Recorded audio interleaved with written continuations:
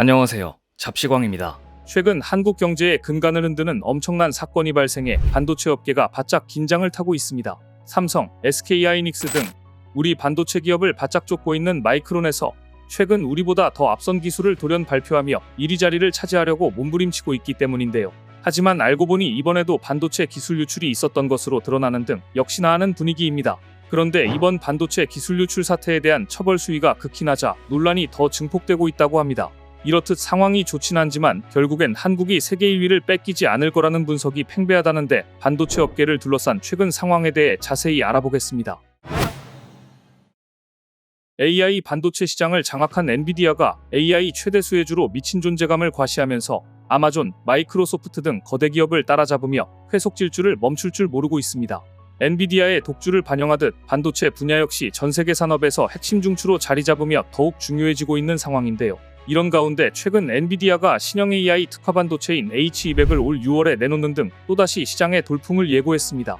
주요 외신에 따르면 엔비디아의 신제품은 5세대 고대역 폭메모리 HBM3E를 첫 탑재했으며 HBM3E를 통해 초당 4.8TB 속도로 141GB 메모리를 제공하는 것으로 알려졌습니다. 엔비디아는 초당 3.35TB 속도인 H100보다 출력 속도가 2배 빨라졌고 용량과 대역폭 역시 2배 늘었다며 1750억 개 이상 파라미터가 포함된 차세대 LLM 기반 AI 훈련 과정에서 최고 성능을 구현한다고 설명했습니다. 특히나 이번에 삼성과 SK하이닉스가 엔비디아의 HBM을 공급하는 것으로 알려지면서 우리 역시 수혜를 입을 것으로 보입니다. 고대역폭 메모리로 불리는 HBM은 여러 개의 디램을 수직으로 쌓아 데이터 처리 속도를 향상한 최선단 메모리 반도체로 텍스트나 이미지 생성을 위해 훈련된 LLM 성능 강화에 탁월한 것으로 알려졌습니다. 그런데 최근 반도체 업계에 충격적인 사건이 발생했습니다. 갑자기 뜬금없이 마이크론이 HBM3E를 양산한다고 밝히는 등 예상치 못한 소식을 전해왔기 때문인데요. 심지어 4세대를 건너뛰고 5세대 HBM3E를 양산한다고 했는데 그 시기를 보면 SK하이닉스와 삼성보다 더 빨라 어떻게 이런 일이 일어날 수 있었는지 의문이 드는 상황이 펼쳐졌습니다. 반도체 업계에 따르면 업계 후발주자인 마이크론이 지난달 5세대 HBM3E 양산을 시작한다고 발표하면서 발칵 뒤집어졌습니다. 마이크론이 HBM3 양산을 건너뛰고 HBM3 대량 생산 체제를 갖추면서 SK하이닉스, 삼성과 전면 경쟁 체제에 돌입했기 때문입니다. 그러면서 마이크론은 해당 디램은 엔비디아가 2분기에 출시하는 GPU H200에 탑재될 예정이라며 8단 HBM3E가 경쟁사보다 전력 효율이 30% 우수하다고 강조했습니다. 이렇듯 마이크론이 SK하이닉스와 삼성보다 먼저 엔비디아의 HBM3 공급을 공식 발표하자 국내외 반도체 업계에서는 후발주자인 마이크론이 어떻게 기술 단계를 뛰어넘고 경쟁 반열에 오르게 될 수 있었는지 이해가 가지 않는다며 고개를 갸우뚱했는데요. 그것도 그럴 것이 마이크론이 본격적으로 HBM 생산에 돌입한 때는 작년 6월로 당시만 해도 이제 막 대만 타이 중에 차세대 디램 생산 및 테스트 신규 공장을 가동하기 시작했기 때문입니다. 아니나 다를까 바로 며칠 뒤 SK하이닉스의 기술이 마이크론에 유출됐다는 게 드러나며 마이크론이 5세대 HBM3 양산을 시작할 수 있었던 이유가 밝혀졌습니다. 다름 아닌 SK하이닉스에서 퇴직한 한 직원이 바로 얼마 전 마이크론으로 이직한 사실이 알려지며 부랴부랴 전직금지 가처분 신청을 내며 사태 진화에 나섰는데요. 그런데 이 과정에서 법원의 솜방망이 판결이 큰 논란이 되며 반도체 업계에서 더욱더 강력한 처벌이 있어야만 이번 같은 일이 발생하지 않을 거라고 난리가 났다고 합니다. 반도체 업계에 따르면 최근 SK하이닉스에서 마이크론으로 이직한 전직 연구원을 상대로 낸 하이닉스의 전직금지 가처분에 대해 법원이 인용한 것으로 알려졌습니다. 경쟁사로 옮기면서 기술을 탈취하는 행태에 대해 법원이 제동을 걸었지만 문제는 처벌 수위가 낮다는 점입니다. 법조계에 따르면 서울중앙지법은 SK하이닉스가 전직 연구원 A씨를 상대로 낸 전직금지 가처분 신청을 인용하고 위반 시 1일당 1,000만 원을 지급하라고 결정했습니다. 그러면서 재판부는 전직 하이닉스 연구원 A씨에 대해 7월 26일까지 마이크론과 계열회사에 근무하거나 자문, 노무 또는 용역을 제공해서는 안 된다고 밝혔습니다. A씨가 SK하이닉스에서 근무하며 얻은 정보가 경쟁사인 마이크론으로 흘러갈 경우 SK하이닉스의 경쟁력 훼손이 불가피하다고 판단했기 때문입니다. 그것도 그럴 것이 현재 HBM 시장은 SK하이닉스가 선점하고 있고 삼성전자에 이어 후발주자인 마이크론이 그 뒤를 바짝 추격하고 있는 상황입니다. 하지만 현재 A씨는 마이크론 본사의 임원직급으로 입사해 재직하고 있는 등 이미 마이크론의 5세대 AI 칩의 세계 첫 양산을 물밑에서 도운 것 같은데요.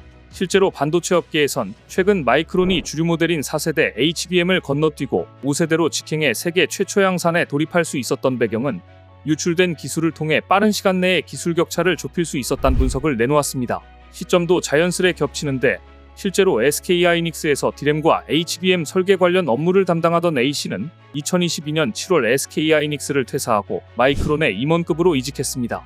A씨는 SK하이닉스 퇴직 무렵 마이크론을 비롯한 경쟁업체에 2년간 취업하거나 용역, 자문, 고문 계약을 맺지 않는다는 내용의 약정서도 작성한 상태였지만 이를 위반했습니다.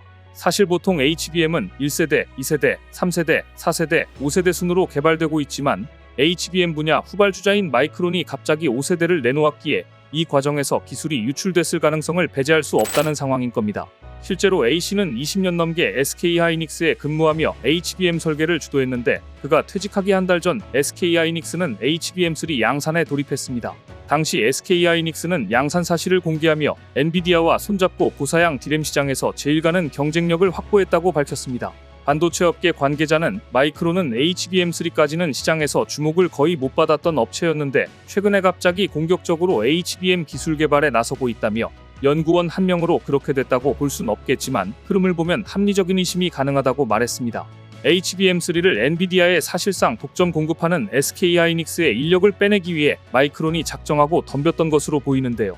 하지만 이렇게 마이크론에서 SK하이닉스의 기술을 유출해갔지만 사실은 이런 보도들이 과장된 것이며 실제적으로는 현재 1위를 하고 있는 SK하이닉스의 제품을 엔비디아가 6월에 출시할 H200에 공급될 가능성이 높은 상황입니다. 마치 이번 일로 인해 SK하이닉스의 독점 기술력이 한순간에 무너지고 반면에 마이크론이 SK하이닉스를 제치면서 1위 자리가 뒤바뀔 거라는 우려까지 나오는데 이런 확대 해석을 경계해야 한다는 이야기가 나옵니다. 더구나 마이크론이 올해 2분기에 HBM3이 슈핑된다고 밝혔지만 정확히 4월일지 6월이 될지 아무도 모르는 상황입니다. 더구나 마이크론은 현재 HBM3도 4개월 안에 양산되고 여기에 이어 곧바로 HBM3 양산에 돌입하는 도무지 믿기 힘든 일정을 발표하는 등 기술 구현 수준에 비해 언론 보도가 과장된 측면이 있어 보이는데요. 실제로 후발주자인 마이크론이 이런 일정을 감당할 수 있을지 의문이며 반도체 업계에서도 SK하이닉스에서 신기술을 쏟아내자 마이크론 역시 가만히 있을 수는 없으니 과장된 내용을 발표한 것 아니냐는 분석이 나옵니다. 실제로 앞서 2월 SK하이닉스는 최선단 HBM인 12단 D램 적층 HBM3의 초기 샘플을 엔비디아에 공급하며 실제 움직임을 보이는 등 말만 앞서는 마이크론과는 전혀 다른 상황입니다. 결국 엔비디아가 6월에 출시할 H200에 SK하이닉스의 HBM3가 마이크론보다 먼저 공급할 가능성이 큰 겁니다. 그러나 어찌됐든 HBM을 비롯한 반도체 기술 유출이 심각한 단계에 접어드는 등 국가 경쟁력 약화까지 우려할 만한 상황에 다다른 것은 틀림없는데요. 그것도 그럴 것이 한국에서 반도체가 무너지면 사실상 모든 산업의 기반이 흔들린다고 볼 수 있기 때문입니다. 반면에 글로벌 기술 패권 경쟁이 격화되면서 첨단 산업에서 핵심 인재 포섭을 통한 반도체 기술 유출 시도는 앞으로도 이어질 것으로 보입니다. 실제로 최근 반도체 업계에서는 핵심 기술의 경쟁 업체 유출이 빈번하게 일어나고 있어 이에 대한 우려의 목소리도 커지고 있는 상황입니다. 국가정보원 산업기밀보호센터에 따르면 2003년부터 20년간 집계한 산업기술 해외 유출은 총 552건으로 피해 규모는 100조 원 이상인 것으로 추산됐습니다. 상황이 이런데도 국내 기업 입장에서는 퇴사한 핵심 기술 인력이 경쟁업체로 이직한 사실을 파악하기 쉽지 않아 골머리를 앓고 있는 중인데요. 앞서 삼성의 반도체 기술 역시 중국으로 빼내 그대로 본뜬 반도체 공장을 현지에 세우려 한 삼성 전 임원이 적발돼 구속되는 등 이런 시도가 늘어나고 있습니다. 이에 따라 이런 국가 핵심 기술들의 유출을 막고 다시는 유출을 시도조차 하지 못하도록 처벌의 수위를 매우 강력하게 높일 필요가 있어 보입니다. 현실적으로 기술 유출 피해의 심각성에 비춰보면 솜방망이 처벌이라는 지적을 피하기 어려워 보이기 때문입니다. 사법부에서도 기술 유출 범죄에 대한 강한 처벌을 내려주는 분위기가 함께 가야 할 것으로 보이는데요. 기술 수준만 봤을 때 한국의 기술을 따라갈 곳이 없기 때문인데 그렇기에 우리의 기술을 더욱더 지켜야 하며 보안을 보다 철저히 해 반도체 세계 1위라는 명성을 반드시 지켜내야 합니다. 오늘 준비한 소식은 여기까지입니다. 댓글을 통한 여러분들의 많은 의견 기다리겠습니다.